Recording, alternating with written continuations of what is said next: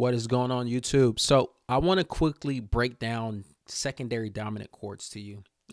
One, because I see a lot of videos of people explaining it, and it sounds like in the comments people are still confused. Okay, but it's really not as complicated as you think. Okay, so I promise you by the end of this video, you'll learn a bunch of tips and tricks on how to find dominant chords and how to play them. And then you'll understand them, and then I'll teach you how to apply them to your playing. Okay, so it's going to be so easy, but I'm going to start with the major 7 chords, minor 7 chords, dominant 7th, and secondary dominant 7ths. Okay, and the reason why you want to play these is because it adds dynamic to your playing. It adds a different feel and vibe to your playing. And it creates this tension behind your playing that once it's relieved, it starts to sound dope. It starts to sound peaceful. And it's used in a lot of gospels, used in a lot of jazz playing, just a bunch of different genres. So you're going to want to learn this style, okay? So I'll give you guys an example of what I'm talking about. So if we take C dominant 7, okay, I'm just going to play the chord and we'll break it down. So don't worry, just be patient with me on this. So we'll take C dominant 7. By itself, it does not sound that great. Okay, well, let's hear it. Okay, it sounds okay. It sounds like it needs some release, okay, right? So let's do it again. Did you hear it? Did you hear the piece? So there was the storm that happened right here, and then we got peace. Boom. So I'm gonna teach you guys what a dominant chord is, how to play it, how to easily find it, and I promise you guys at this end of this video, you will never ever forget how to play a dominant 7 chord or what it is. But we got to start with the simple basics, okay? So just bear with me, because all the little tips and tricks are going to make sense at the end, where you're going to have this epiphany where you're like, oh shoot, like it makes sense. So bear with me right now. Okay. So we're going to start with the simplest thing. We're going to start on our major 7ths and work our way to our dominant 7ths, and it's all going to make sense. So let's start with the key of C as our example. Okay. So C consists of C, D, E, F, G, A, B, right? Back to our C. And these are considered notes, but let's change them to numbers or degrees, which would be the C would be the 1, 2, 3, 4, 5, 6, 7. Back to the 1. Okay. So now let's form a C major 7 chord. Okay. C major 7 consists of the 1, the root note, and then it also consists of the third note. 1, 2, 3, which is considered the major 3rd, okay? And then it consists of the 5th note, which is considered the perfect 5th, and all 3 together gives me my C chord, right? But now we want to play a C major 7, okay? Now, in order to play a C major 7, we just add the 7th note. What was the 7th note? 1, 2, 3, 4, 5, 6, 7. Oh, it's the B. So we got C major, and we just add the B. Okay, that gives me a C major 7. Okay. Now let's form a C minor 7. Okay. C minor 7, the C minor scale consists of the C, D, E flat, F, G, A flat, B flat, and our C. And in degrees or numbers, this is considered the 1, the 2, flat 3, 4, 5, flat 6, flat 7th, and the 1, back to the 1. Now, real quick, a tip to find your minor scale easily from your major scale. All you need to do is flat the 3rd note, the 6th note, and then the 7th note. That's it. Okay, so all you got to do is substitute. Instead of playing this E, I walk down a half step or to the left, and I play that instead of the E. Okay, so for the 3rd, I play the E flat, and then for the 6th, instead of playing A, I play A flat, and then for the 7th, instead of playing B, I play B flat. So now I play those notes, and that forms my C minor scale. All right, back to it. what is our C minor 7 consistent of? Okay, it's consistent of our root note, which is C, and then we play our third, our minor third, which is this E flat. Okay, then we play perfect fifth, which is this G, and then we add our minor seventh. What was the minor seventh? It's this B flat. Okay, so now we play all those notes together and we form a C minor 7. Okay, now that we have that, it's all going to make sense now on how to play a dominant chord.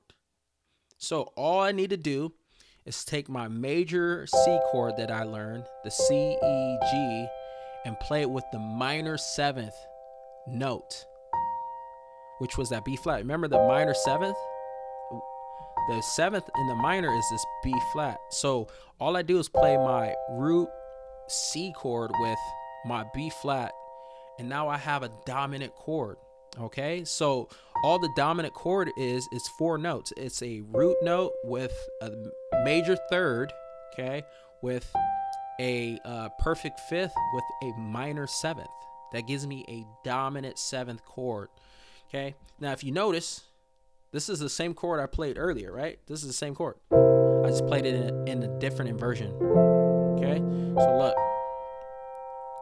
So anyways, now that we have our dominant and how to form a dominant chord, let me break down to you the difference between secondary and primary dominants, okay? So this C chord that I just played right here, is this primary or secondary dominant? In the key of C. Okay, in the key of C, this is a secondary dominant chord. This isn't the primary dominant. How do you find your primary dominant chord? It's this simple. For any key you play in, any major key you play in, there's only one dominant chord, okay? There's only one, and it's always the 5th note as a dominant chord. So what's the 5th note? 1, 2, 3, 4, 5. This is our 5th note, so it's a G, right? So now we're gonna play G dominant 7. How do you find your dominant 7? I broke it down to you. You play your G major, you play your major chord with your minor 7th chord, okay? So this is my G major. If you look at the key of G are those notes. So I play my root note with my major third with my perfect fifth with my minor 7th, okay? If you look at G minor scale, the minor scale is consistent of those notes, and in the minor scale, the 7th note is this F. So look, now I just play that with that. So that's how I form my G dominant chord.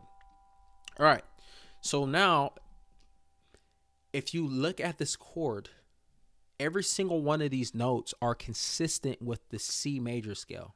Okay, remember I said there's only one dominant chord within each scale you play. And so for the C major scale, it's the G dominant chord.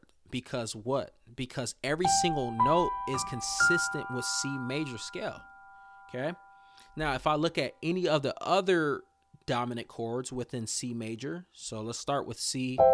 C's dominant chord, okay? C dominant 7 has this B flat. B flat does not fit within the C major scale, so it's considered a secondary dominant, okay? So this C dominant is within the C major scale is the secondary dominant. Let's look at D.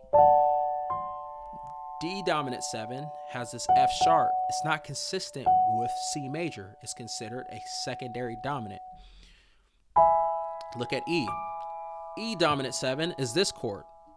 It has an A flat, so it's not consistent with the key of C major. So it's a secondary dominant. And we can keep going. F dominant 7 has this E flat. It's not consistent. Then we get to G dominant 7. It has G, B, D, and F. Okay, every single one of these notes fit within C major. So it's the primary dominant chord. So let's continue to go down the C major scale and find our dominant chords. So A is the 6th note, so let's play A dominant 7. A dominant 7 is this chord, but it has this D flat. So it's not consistent with C major. Therefore, it's a secondary dominant chord. And then our last one is this B. If we play a B dominant 7, it has an E flat and an F sharp, which is not consistent with C major. So therefore, it's considered a secondary dominant chord.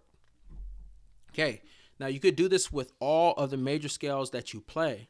Okay, you can easily find what the primary dominant chord is, and every dominant chord outside of that is considered a secondary dominant chord.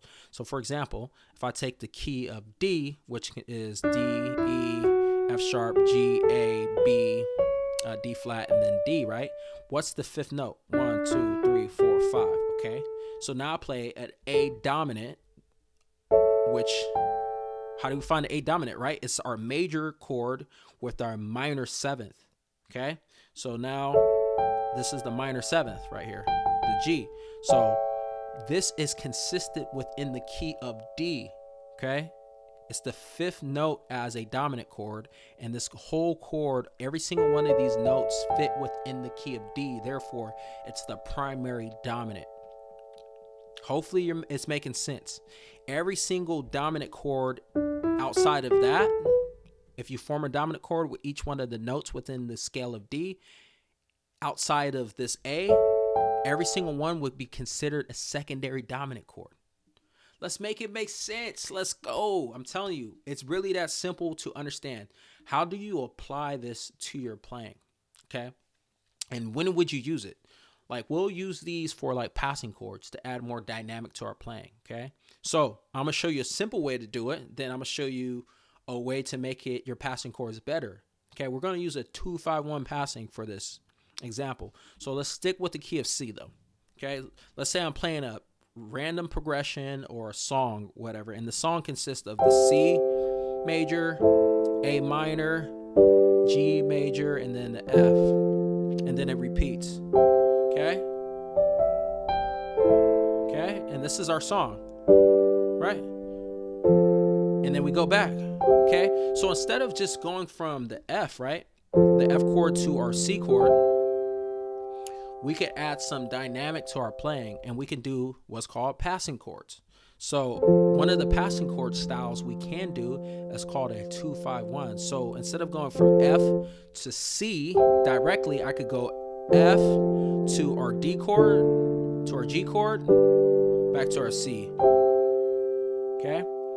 But do we want to play a regular D minor and then a regular G chord? No, we want to add some vibes. We want to add some flavor to it. We want to add some dynamic to our playing. So what do? We substitute our 2 D minor chord for a dominant 7th chord. And our dominant 7th chord for our D is what? We just played it. This is our dominant 7th. So instead of playing a D minor as a passing chord, we're going to play a dominant 7. And then we're going to play our 5 chord, which is this G. Instead of playing regular G, we're going to play a dominant 7. And then we're going to resolve it. Now, as I'm playing those notes, do you hear the tension? Do you hear the tension? Okay? Hopefully you hear the tension. Now, if you play a song, right?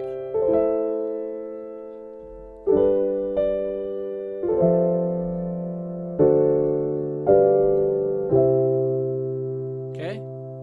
Those are passing chords right there. Hopefully it makes sense to you, what I just showed you.